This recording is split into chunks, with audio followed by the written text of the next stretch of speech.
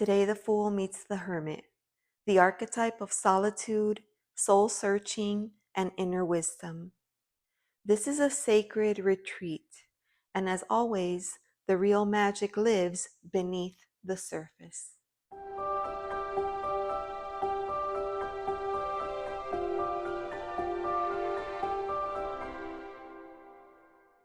Hey friends, welcome to my channel. If you're new here, I'm Elizabeth and this is the More Intuitive Me.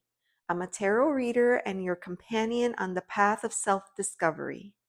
Welcome back to the Fool's Journey. Today, the Fool meets the Hermit and the journey begins to turn inward. This is the card of solitude, soul searching, and inner wisdom. This is where the Fool learns to listen to their own truth. Let's look at the associations of the Hermit card. The Hermit is tied to Virgo. So this is a sign that stands for integrity, reverence, and service. The Hermit is also connected to Mercury. And this is a planet that teaches us to think, learn, network, and communicate. And it's also connected to the element of Earth, which is all about being persistent, patient, and being practical. The Hermit is deeply attuned to Virgo's discernment, Mercury's introspection, and Earth's grounding presence, reminding us that wisdom is both practical and poetic. Let's take a closer look at the symbolism. One of the key things that we always notice about the Hermit is the lantern. For me, that's the very first thing that I see in this card. It's meant to represent inner light, spiritual guidance, and the idea that we are receiving our illumination from within. And then we have the staff. You see it here. This is all about support, wisdom, and it's also a symbol that grounds us to the earth. Now, in this card, the first thing that I'm seeing is the cloak, versus here, they've pulled out the beard. But I wanted to take a moment to talk about the cloak because the cloak stands for protection, privacy, and the idea that we are intentionally withdrawing.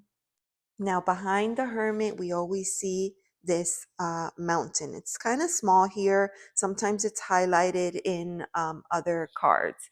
The mountain, or even like the nighttime setting, it speaks to a few things. So elevation, stillness, and the quiet of higher perspective. Now, this is an interesting card to be on because this year is the year of the Hermit. And throughout this time, I have been working through this guided journal here, which takes a very close look at the symbolism and the energy of the Hermit. And I wanted to share a few things from the book. First, we have the light, the lantern's light.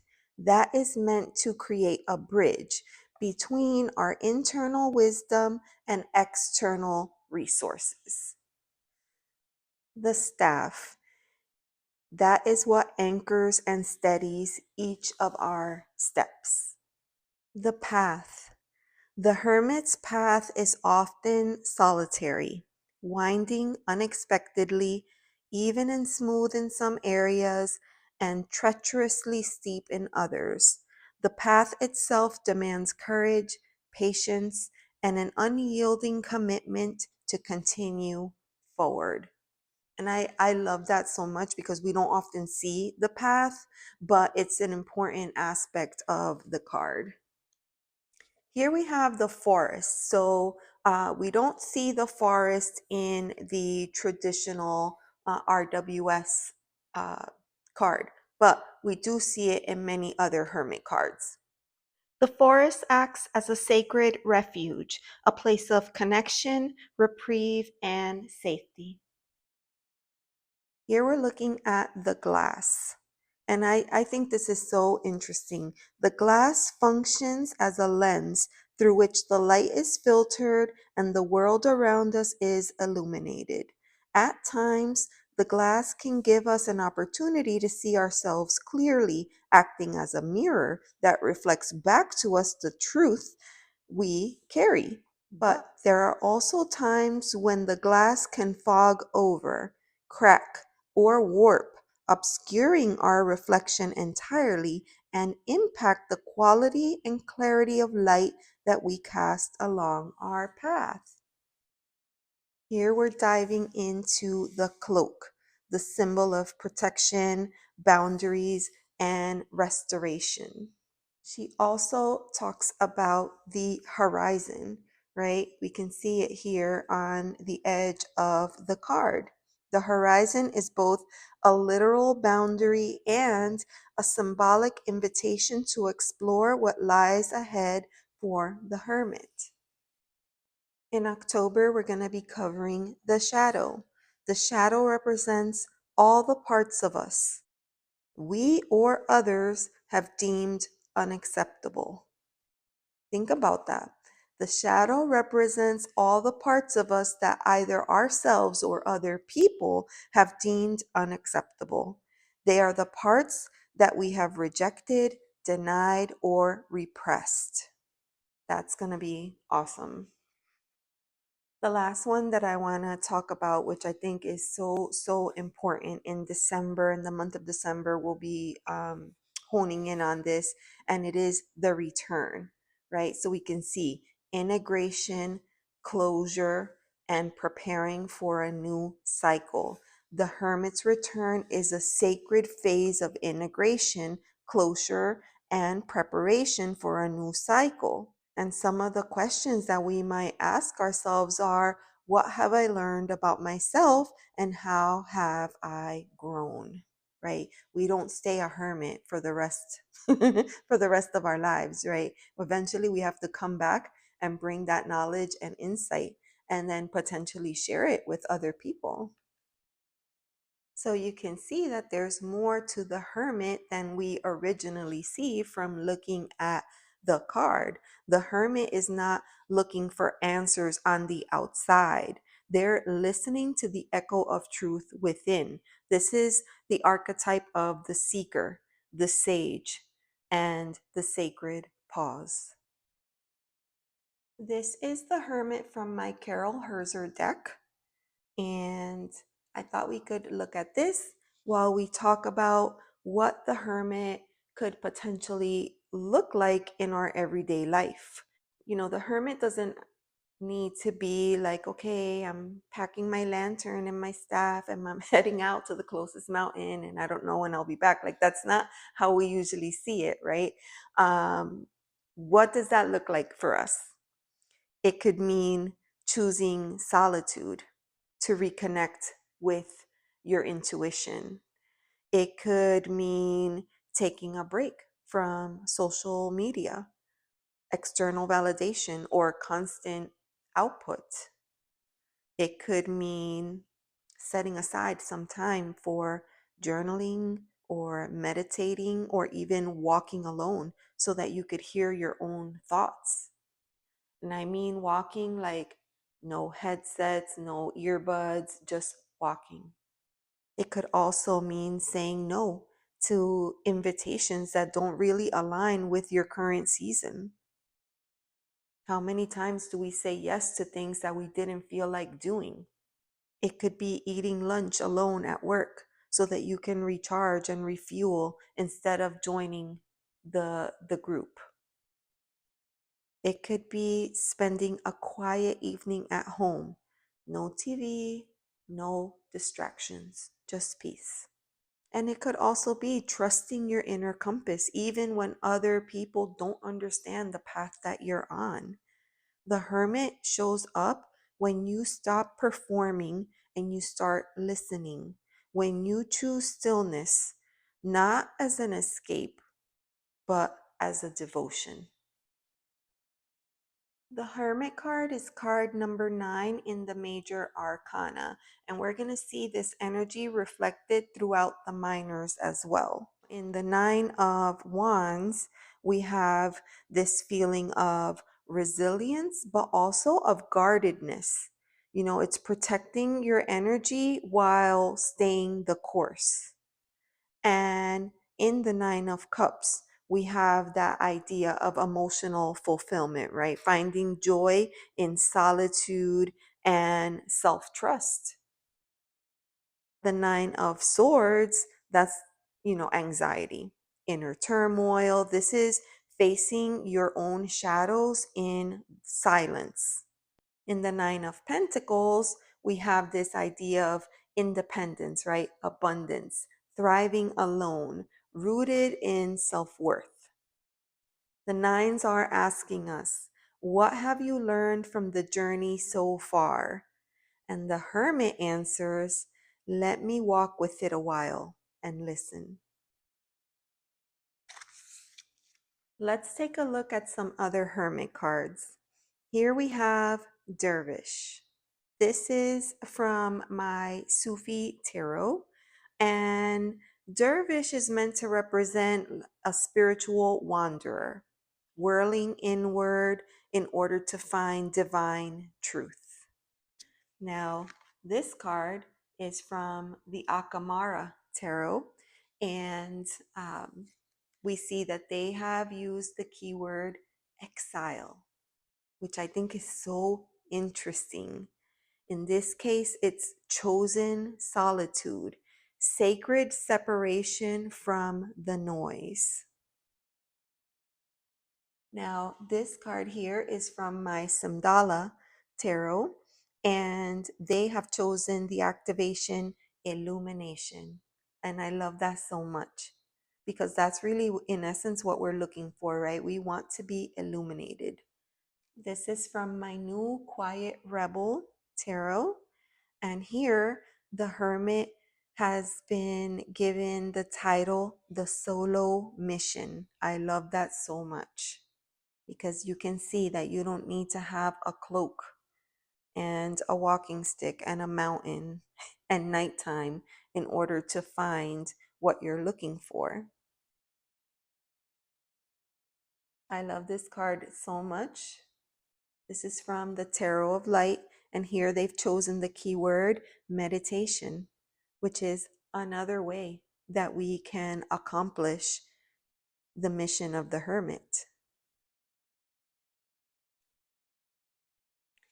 This card is from my Rosebud, and here it's been renamed to the Seeker, and that makes a lot of sense to me.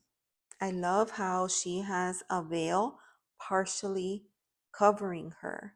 It kind of speaks to that idea of the view being, partially blocked or filtered, or maybe taking a little bit of extra time to find what you're looking for because the view is obstructed. Here we have the Hermit from the Tarot of the Strange Branches. I really like this depiction. First of all, it's a female hermit, and also just kind of looking at it, she seems to be on the younger side. She is still hooded and cloaked. Her face is hidden. She has her lantern and the light of the moon to kind of guide her, which is something that I really like to see. And actually, many hermit cards do have that moon symbolism. But what I like about this card is that she has the light right in front of her, and everything else around her is in darkness, and she's actually surrounded by what looks like brambles.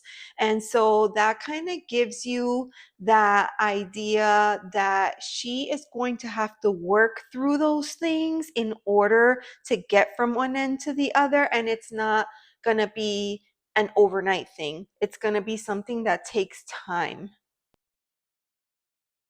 Now, this is from Tarot of the Distant Past.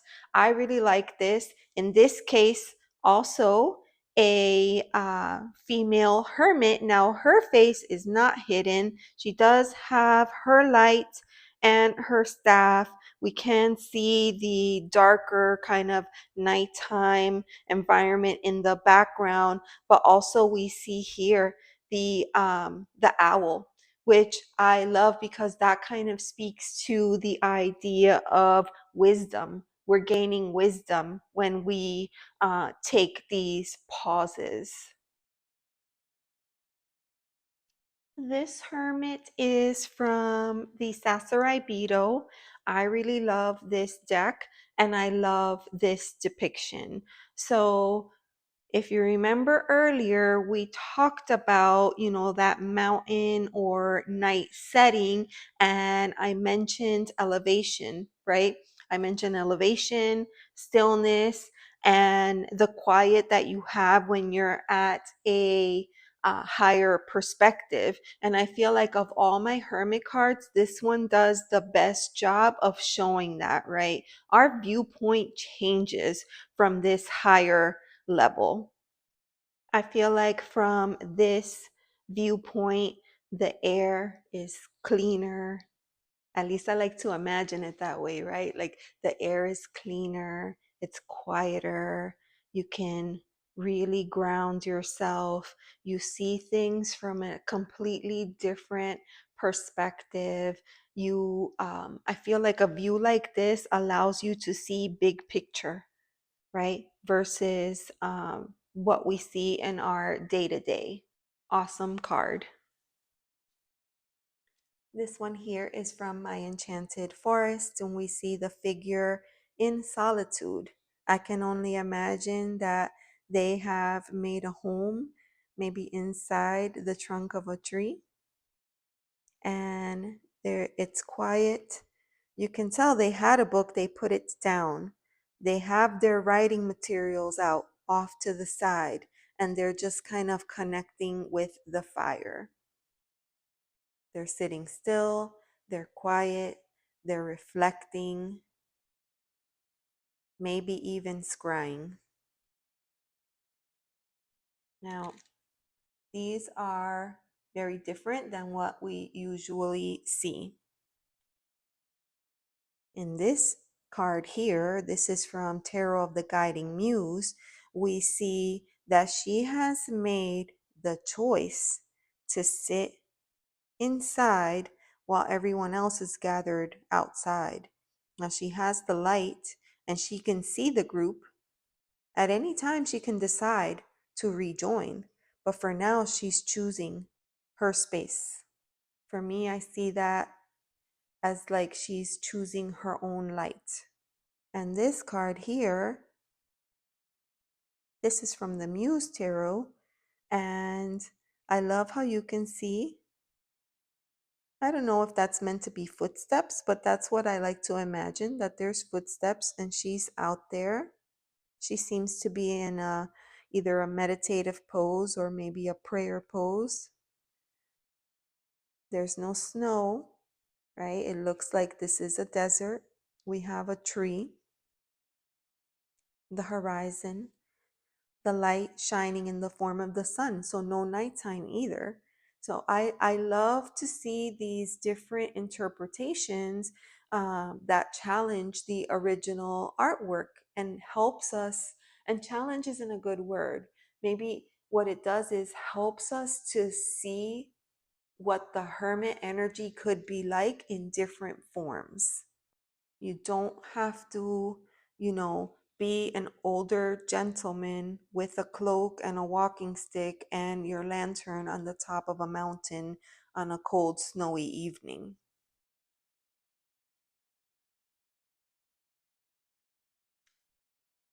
Here we have the hermit from the Gaian Tarot. I really like this depiction because we see the hermit out, grounded. They're sitting up against this tree, and they have their lantern, and they have their journal. They're sitting by this tree stump. You could see that there's maybe a sage bundle here that they're using to kind of cleanse and maybe to connect with spirit or to open up the path so that they can channel what they need directly into their journal. We have the owl for wisdom. It's a great representation. I saved my favorite for last. This is from my Ember and Aura.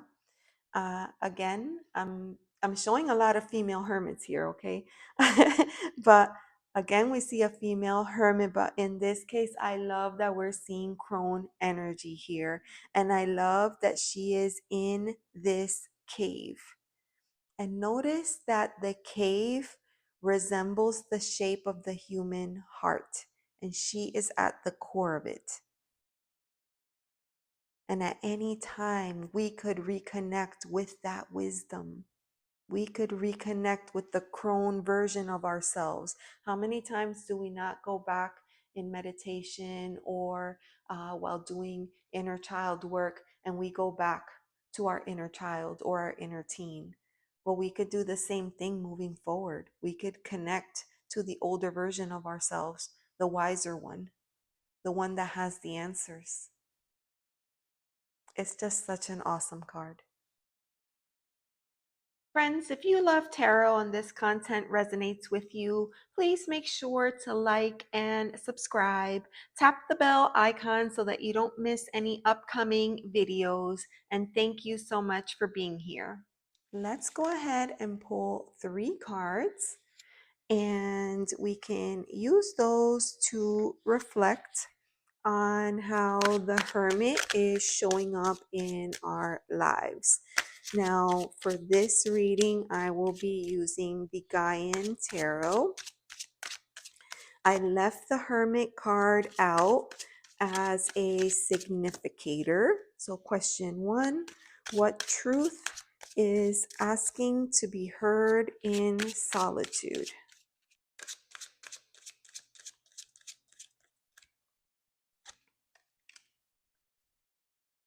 Wow, we have the Magician. All right, card number 2. What part of me needs sacred space to heal or recalibrate? Child of Air. And card number 3. What wisdom is ready to emerge from this quiet season? 7 of Water. For card number 1, what truth is asking to be heard in solitude? We have the Magician. I love this card. And, of course, we all know the Magician energy. It's about, uh, manifesting. It's about knowing what tools you have at your disposal and connecting with those tools. But I feel like in this card, what I'm really seeing is ritual and connection with ancestors, right? Connection with our history, with our culture, with who we are at the root, right? At our core. So, is there something that, we've been perhaps ignoring? We're looking for a truth that maybe feels tender or persistent or overdue for attention. I think a great way to sit with that, thinking about this hermit energy, is to go into ritual. Go into ritual. You never know what is going to be downloaded to you during that time. The drum is a very powerful tool. It's not the only tool, but it's a very powerful tool, as is fire. So, what is asking to be heard in solitude? I feel like Spirit has a message for you, and they want you to hear it, and they want to deliver it to you personally, right? But in order to receive that, you have to go into ritual. And then we have card number 2. What part of me needs a sacred space to heal or recalibrate. We have the child of air. So this is like the page of swords.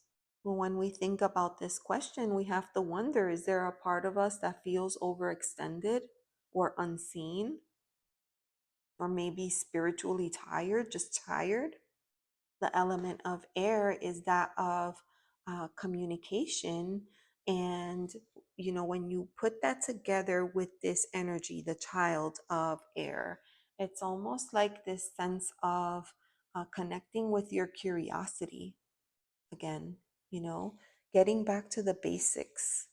The butterflies are symbolic of transformation, and the look on her face as she lets the butterfly delicately balance on her hand.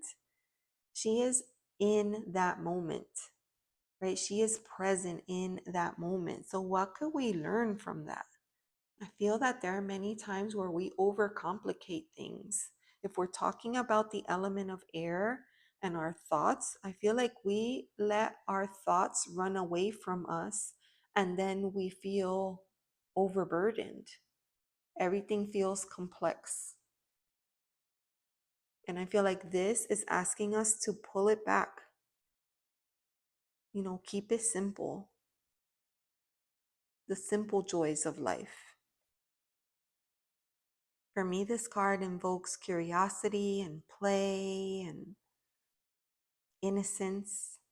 So when we think about what part of me needs sacred space to heal or recalibrate, could it be the inner child? Could it be that you never had a safe space to explore thoughts and ideas and learn in a creative manner? Let's move on to card number 3. What wisdom is ready to emerge from this quiet season? We have the Seven of Water. Normally, this would be the card that would speak to uh, many, many choices and overwhelm, not being able to choose or select or discern what is in our best interest. But this card is so particular because I feel like in this case, the figure is exhausting every last drop of that final cup. What wisdom is ready to emerge from this quiet season? Are we satiating? Are we trying to self soothe instead of handling the things that we need to handle, making the choices that we need to make? Are we exhausting every possibility before making a final decision? Or are we trusting in our inner wisdom and making the first choice that feels the best for us? For me, if this person has exhausted every single cup, it's because they didn't know. They didn't know, and they didn't want to take a chance or a risk, so they went through all of them, right? But that's not what the hermit is asking. The hermit is asking us to reconnect to our inner guidance, our inner light, our intuition, and trust that wisdom that's coming in. That's the only way for us to get this transformation. Wow. I feel like this reading is telling a story, a story of inner power, of mental clarity, and emotional discernment, right? The hermit is guiding you to retreat, not to escape. Here, we're being asked to trust our inner magic, to quiet the mind and really to sift through all those little ideas, right? And discern what is illusion and what is your truth. The hermit is teaching us that solitude isn't about absence, it's about presence. Wisdom doesn't shout, it whispers. And sometimes the most powerful movement is the choice to just be still. Next, we will meet the Wheel of Fortune. It's a card of cycles, fate, and the mysterious turning of time. After solitude comes motion. After stillness, the spiral begins again. Thank you so much for watching. If this archetype stirred something in you, I'd love to hear your thoughts below. Please subscribe and stay connected as we continue unlocking the tarot archetypes. Until next time, be gentle, be true, and keep listening.